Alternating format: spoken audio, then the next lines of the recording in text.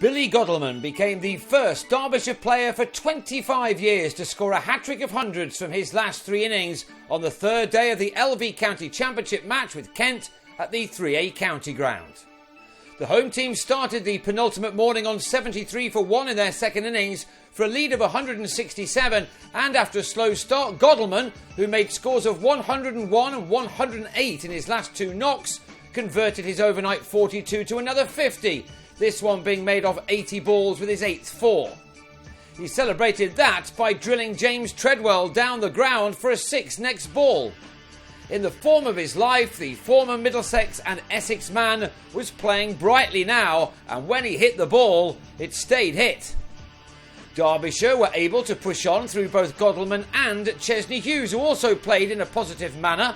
With so much awful weather forecast for this day and the next, it looked as if these two batsmen were keen to get a wriggle on.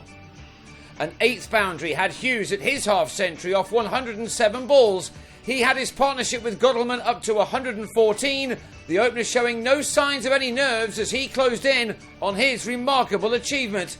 He had by now got to 85 when he lost Hughes before he'd added another run to his 50, a slog sweep missed off Treadwell. Derbyshire went to lunch on 168 for 2 for a lead of 262, and Wayne Madsen then came out to bat his side quickly out of reach of their opponents, or at least that was the plan. These are a couple of the 3-4s he struck in the same Treadwell over. He then hit the former England spinner for a 6 at the start of his next one, as the home skipper began to dominate the scoring, giving Godleman time to collect his thoughts as he once again moved into the 90s.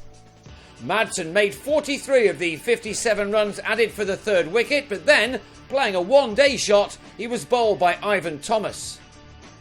This was the moment that Godleman became just the 5th player in the history of Derbyshire to score 300s in 3 innings, and the first since Kim Barnett 25 years ago. His latest had occupied 180 balls.